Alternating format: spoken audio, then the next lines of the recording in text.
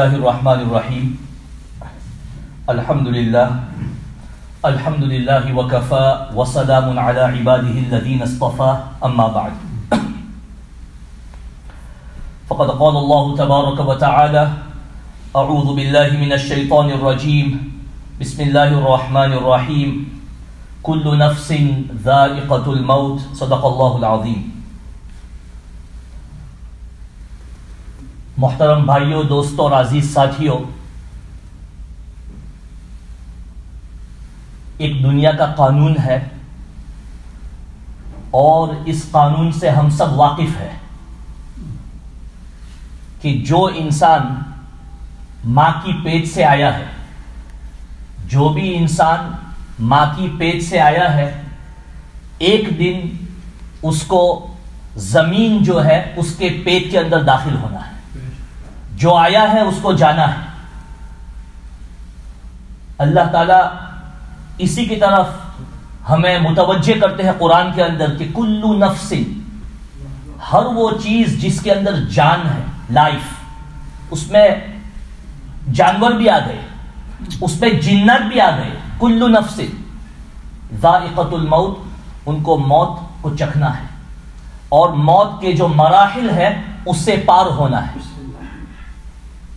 یہ ایک ایسی چیز ہے کہ اس کا کوئی دنیا کے اندر انکار نہیں کر سکتا۔ بڑے سے بڑا ڈاکٹر بھی ہو وہ اس کا انکار نہیں کر سکتا، اور نہ اس کے پاس اس کے لیے کوئی علاج ہے کہ بھائی موت سے بچنے کا راستہ یہ ہے یا موت سے بچنے کا حیلہ یہ ہے۔ کوئی جو ہے اس بات کا انکار نہیں کر سکتا۔ اب جب کوئی انسان دنیا سے چلا جاتا ہے، جب کوئی انسان دنیا سے چلا جاتا ہے تو جو لوگ پیچھے رہ جاتے ہیں، خواہ وہ عزیز و اقارب ہو، فیملی والے ہو، دوست ہو وغیرہ، تو جو لوگ پیچھے رہ جاتے ہیں ان کے ذمے کچھ حقوق ہوا کرتے ہیں، کچھ رسپانسبلٹیز، کچھ حقوق، اور ان حقوق میں سے سب سے پہلے تو غسل ہے، کفن ہے، دفن ہے وغیرہ۔ لیکن عام طور پر ہم کیا سمجھتے ہیں؟ غسل ہو گیا، کفن بھی ہو گیا، دفن بھی کر دیا، اب ہماری ذمہ داری پوری ہو گئی۔ نہیں، بلکہ ذمہ داری اب ایسا سمجھو گویا کہ اب ذمہ داری آپ کی بڑھ رہی ہے، بلکہ اس کی ابتدا ہو رہی ہے، بلکہ اس کی ابتدا ہو رہی ہے۔ اللہ کے رسول صلی اللہ علیہ وسلم انہوں نے جو ہے ہمیں اسی بات کی طرف متوجہ کیا ایک حدیث کے اندر، اور ایک مثال دی ہمیں کہ جو انسان ہوتا ہے، جو انسان جب وہ مر جاتا ہے تو اس کی مثال دی گئی ہے جیسے ایک آدمی پانی کے اندر ڈوب رہا ہو، ایک آدمی پانی کے اندر ڈوب رہا ہو اور وہ زور سے بول رہا ہے اور چلا رہا ہے کہ بھائی میری مدد کرو، میری مدد کرو، میں تو نیچے جا رہا ہوں۔ تو جس آدمی کی موت آ گئی ہے اور ہم اس کو قبر میں چھوڑ کے آ گئے ہیں، اس کی مثال یہی ہے، like a drowning person crying for help. جب کوئی آدمی ڈوب رہا ہے تو ہم کیا کرتے ہیں؟ رسی پھینکتے ہیں اور وہ اس رسی کو تھام لیتا ہے اور اس کی کچھ حفاظت ہو جاتی ہے۔ تو اب یہاں ہمیں سوچنا چاہیے کہ جو اللہ کا پیارا ہو گیا ہے اور جو قبر میں پہنچ گیا ہے، ہم اس کو کون سی رسی دیں گے؟ تو اللہ کے رسول صلی اللہ علیہ وسلم نے ہمیں اسی کی طرف متوجہ کیا اس حدیث کے اندر کہ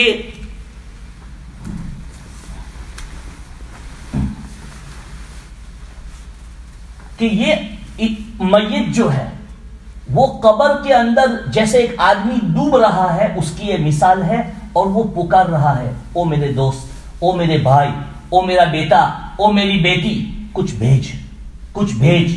اور حدیث کے یہ الفاظ ہے کہ ينتظر دعوة تلحقه من اب او ام او اخ او صدیق، کہ یہ میت جو ہے جو قبر کے اندر ہے وہ انتظار کرتا ہے کہ میرے لیے کوئی دعا کرے، کوئی باپ، کوئی بیٹا، کوئی دوست میرے لیے دعا کرے. اور آگے فرمایا اللہ کے رسول صلی اللہ علیہ وسلم فَإِذَا لَحِقَتْهُ كَانَ أَحَبَّ إِلَيْهِ مِنَ الدُّنْيَا وَمَا فِيهَا. جب کوئی دعا کرتا ہے، دعا کا مطلب کیا ہے کہ ہم دعائے استغفار کریں. دعا کا مطلب یہ ہے میت کے لیے کہ ہم ان کے لیے استغفار کریں، اللہ سے معافی طلب کریں. سب سے پہلے تو ہم اپنے گناہوں کی معافی طلب کریں، اور ساتھ میں جو لوگ اس دنیا سے چلے گئے ہیں ہم ان کے لیے بھی معافی طلب کریں. تو جب یہ دعا پہنچتی ہے اور اللہ جو ہے اس دعا کو قبول کرتے ہیں تو اس کا اثر جو ہے فوراً اس میت کے اوپر ظاہر ہوتا ہے، اور اس کو خوشی ہوتی ہے، اتنی خوشی ہوتی ہے کہ کان احب الیہ من الدنیا وما فیہا، کہ دنیا اور اس میں جتنی بھی چیزیں ہیں اس سے زیادہ محبوب اس میت کو یہ دعا ہے. تو بات یہاں سے شروع ہوئی تھی کہ جب کوئی ہمارا دوست، ہمارا فیملی والا، باپ، ماں، دادا، نانی، جب وہ دنیا سے چلے جاتے ہیں تو ہمارے اوپر جو حقوق ہے، responsibilities, they don't end after we have given ghusl and done kafan and we have shrouded them and buried them. بلکہ وہاں سے جب ہم نے ان کو دفن کر دیا اور گھر چلے آئے، وہاں سے تو ذمہ داری کی ابتدا ہوتی ہے. اب ہمیں سوچنے کی بات یہ ہے کہ جب میت کا یہ حال ہے، میت کا یہ حال ہے کہ میت تو ہماری انتظار کر رہا ہے کہ ہم کچھ دعا کریں، استغفار کریں، اور احادیث میں آتا ہے کہ ان کی طرف سے ہم صدقہ دیں. شیخ یونس جون پوری رحمت اللہ علیہ ایک بہت بڑے محدث گزرے ہیں اس زمانے کے، وہ ہمیشہ، اور یہ میں نے خود ان کی زبان سے سنا، وہ ہمیشہ یہ کہتے تھے، تقریباً 2015 یا 16 میں ہم گئے تھے سہارنپور اور وہاں مستقل ہم 10 دن رہے تھے. تو وہ ہمیشہ روزانہ، تقریباً روزانہ وہ یہ کہتے تھے، بڑی عمر میں پہنچ چکے تھے اور اس کے بعد تقریباً 2 سال میں ان کا انتقال ہو گیا تھا ہمارے جانے کے بعد. تو وہ روزانہ کہتے تھے کہ جب میں دنیا سے چلا جاؤں تو میری طرف سے کچھ صدقہ خیرات کرنا میرے نام کے اوپر، اس لیے کہ احادیث کے اندر اس کی بڑی تاکید آئی ہے اور فضیلت. تو وہ روزانہ، اور وہ کہتے تھے کہ آپ کو کوئی لمبا چوڑا صدقہ کرنے کی ضرورت نہیں ہے، 10 روپے، 20 روپے، 50 روپے، لیکن روزانہ وہ اس کو کوئی نہ کوئی مجلس میں اس بات کا تذکرہ کیا کرتے تھے. تو کہنے کا مطلب یہ ہے میرے بھائی دوستوں کہ ہمارے اوپر بہت سارے حقوق ہیں، لیکن افسوس کی بات یہ ہے کہ ہماری زندگی ایسی ہے، اتنی فاسٹ ہے، یہ ساری چیزیں ہم بھول جاتے ہیں. ایک دن، ایک ہفتہ، 2 ہفتہ کچھ تسبیح ہلاتے ہیں، کچھ اللہ اللہ، کچھ دعا کی، کچھ رونا دھونا. اور انسان کی کیفیت ایسی ہے کہ جوں وہ دن بڑھتے ہیں اور مہینے بڑھتے ہیں، آدمی جو ہے، بچہ، بیٹے، سب بھول جاتے ہیں. لیکن ہمیں اس بات کی پابندی کرنی چاہیے. اس کے اوپر مجھے ایک بات یاد آ گئی جس کو میں چھیڑتا ہوں کہ جب کسی کا جنازہ ہوتا ہے تو عام طور پر ہم جنازے کی نماز قبرستان میں پڑھتے ہیں. عام طور پر 50 سال سے پڑھتے آ رہے ہیں، 50 سال سے ہم پڑھتے آ رہے ہیں. اب یہ کووڈ کے زمانے کے اندر کیا ہوا کہ کچھ پابندیاں تھی حکومت کی طرف سے، اور ہم جو ہے ان پابندیوں کو تسلیم کرتے ہیں، ان کو ماننا پڑتا ہے. لیکن وہ پابندیاں تو کئی مہینوں سے ختم ہو گئی، یہ پابندیاں تو کئی مہینوں سے ختم ہو گئی، لیکن اب بھی ہم سنتے ہیں کہ بھائی فلاں کا جنازہ ہے اور مسجد میں ظہر کی نماز کے بعد جنازہ ہوگا.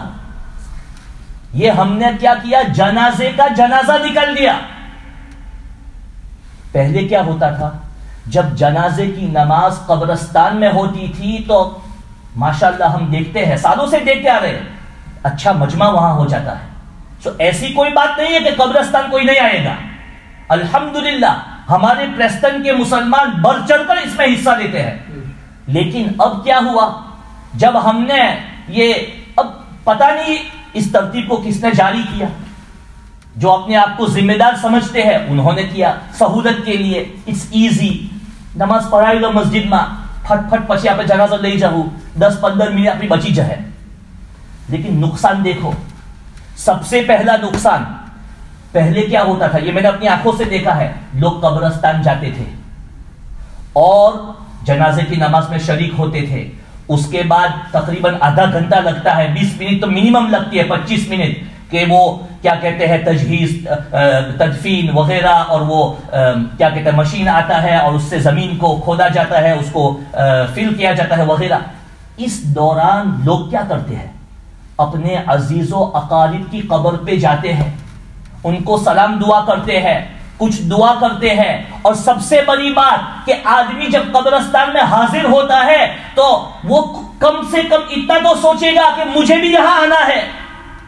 अब मस्जिद में बैठ के थोड़ा ये सोचेगा तो जनाज़ा की नमाज पढ़ ली, चलो घर है. तो सबसे पहला नुकसान ये कि एक तो हमारे अजीजो अकारिब महरूम हमारी हाजिरी से, दूसरा नुकसान ये कि हम खुद महरूम, कि हम मौत के बारे में सोचे, हम खुद महरूम. उसके अलावा तीसरा नुकसान तालीम उस्सिगार. आमतौर पर जब आदमी कब्रिस्तान जाता है तो अपने बच्चे को भी ले जाता है, 11, 12, 13, 14 साल का, और ले जाना चाहिए और उसको अपने साथ खड़ा रखना चाहिए जनाजे की नमाज के अंदर. और फिर उसको भी ले जाना चाहिए कि भाई देखो ये दादा की कब्र है, ये आपके चचे की कब्र है, ये पड़ोसी की कब्र है, ये फला की कब्र है. ये सब खत्म, इसलिए कि हमने तो जनाजे की नमाज ही छोड़ दी कब्रिस्तान के अंदर.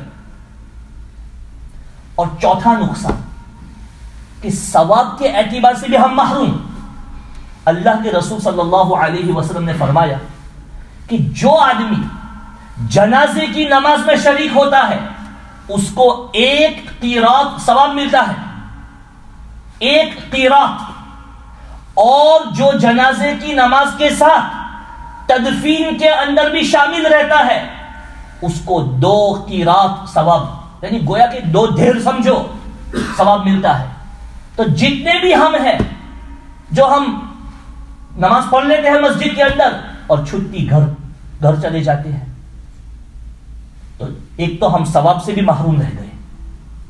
और एक दूसरा नुकसान जो मेरे जहन में आया अभी, वो ये है कि अगर किसी बेचारे की फैमिली बहुत छोटी है, किसी की फैमिली बहुत छोटी है, कोई फॉरेन का है, तो अब कम से कम कुछ 20, 25, 50 आदमी उसकी तदफीन के वक्त कब्रिस्तान में हाजिर हो, तो ये उसके लिए एक, जिसको हम अंग्रेजी में कहते हैं a mark of honour, a mark of respect, कि कम से कम कुछ आदमी हाजिर हो बेचारे के जनाजे के अंदर.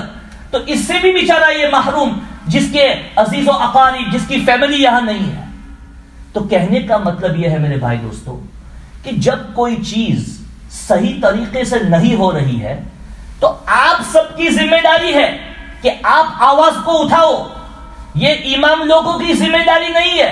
इमाम लोग तो कुछ बोलते हैं तो क्या होता है, मल साहब तमे तमारू काम जरूर हमने खबर से करवानु छे.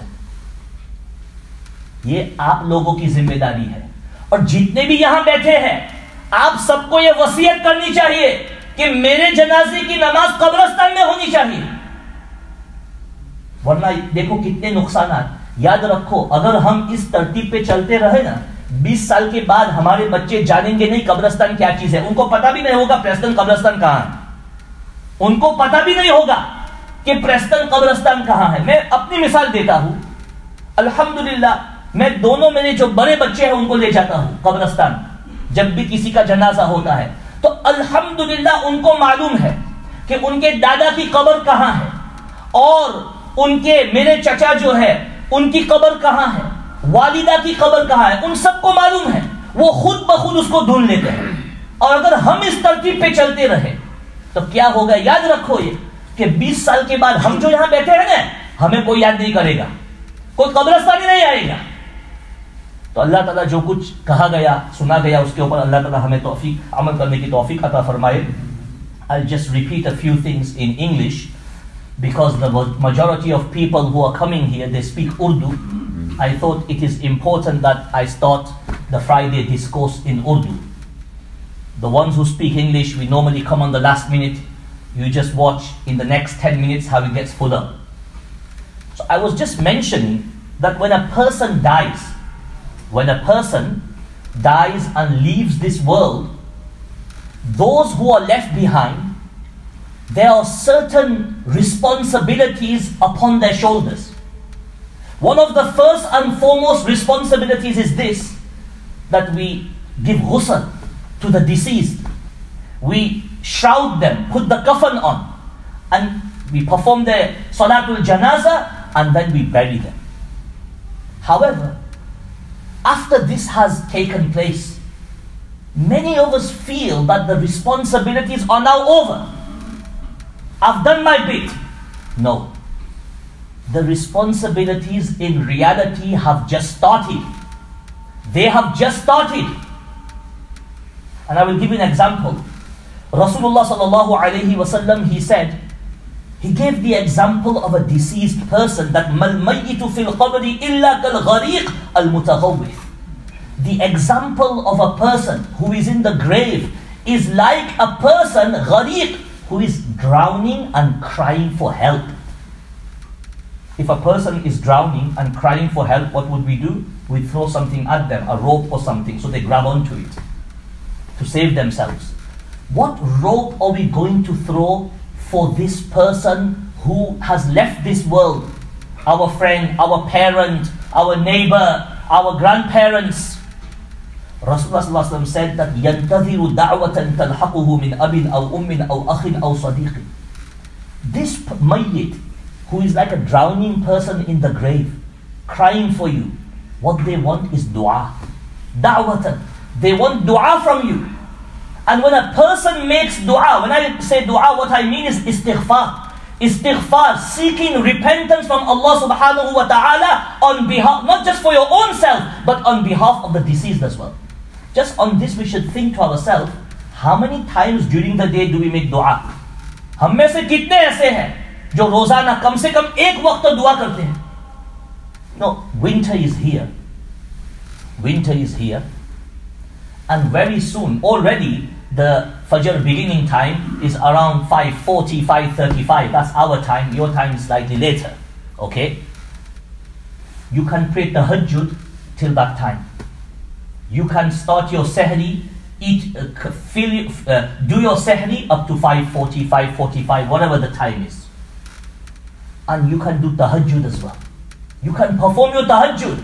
And the best time to make dua is in tahajjud. You know, a person is busy during the day. You've got to go to your job, 9 o'clock. You come at 5 o'clock, you're tired. You got Maghrib, Isha, you're tired. Naturally, you're not going to make dua. You know, your heart's not going to be inside it. But when you wake up in the morning for tahajjud, 5:30 you can wake up. You can wake up just 15 minutes before the time ends. You do wudu, you pray 2 rakats, 4 rakats, you make dua to Allah. That's the best time to make dua. Your mind is fresh. Your mind is fresh. Anyway, we have digressed. But the point I want to make is our responsibilities don't end for the deceased. Because the deceased is waiting for our dua of istighfar. And on this point I mentioned that before, what would happen is that our deceased, they would benefit.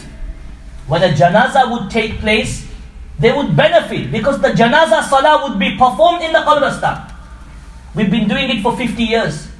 However, because of COVID and restrictions, we were not allowed to go to the qabristan. But the COVID restrictions were lifted several months ago.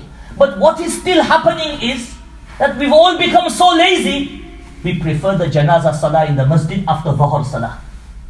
We prefer the janazah salah after dhuhr salah. And I mentioned earlier on in Urdu that there are 4 or 5 harms of this. 4 or 5 harms. The first harm is this, that we ourselves are no longer going to the qabristan. We don't have the reflection of death because we've taken the easy route. Prayer was dhuhr. Read the janazah. Oh, mashallah, I've read janazah of XYZ and go home. Buy one, get one free. Nothing. Typical Asian mentality. So we've basically lost out on going to qabristan. We've lost out on reflecting upon death, that I will be one day inside here, 6 feet down. Thirdly, our relatives, parents, grandparents, friends, family, who are buried inside the qabristan, what would happen before is, you would perform the janazah salah, and while you're waiting for the burial, you would go and visit those people one by one, even for 2-3 minutes. We've lost out on that as well. And another loss, Rasulullah sallallahu alaihi wasallam, he said that the person who performs salatul janazah, he gets the reward of 1 qirat. And the one who stays till the end and also participates in the burial, he gets 2 qirat. Ibn Umar, Abdullah bin Umar radiallahu anhuma, very prominent sahabi. He only knew about 1 qirat, so he would leave. He would perform salatul janazah and leave. Later on, somebody told him that, do you not know the hadith that if you stay till the end, you get 2 qirat? When he heard this, he did so much afsos. He was so remorseful and regretful that all this time I have been missing out on this, important aspect of thawab. So, can you see the harms? That is why, as I was mentioning earlier, we as the people, if somebody in our family passes away, we should demand, I want my deceased or relative or friend's janazah salah in the qabristan. And alhamdulillah, people do turn up. For 50 years we've been turning up. And we see, mashallah, that from our Preston community, we get hundreds, alhamdulillah, turning up. Alhamdulillah. May Allah subhanahu wa ta'ala give us all the ability to act upon what has been said. Wa akhiru da'wana alhamdulillahi rabbil alameen.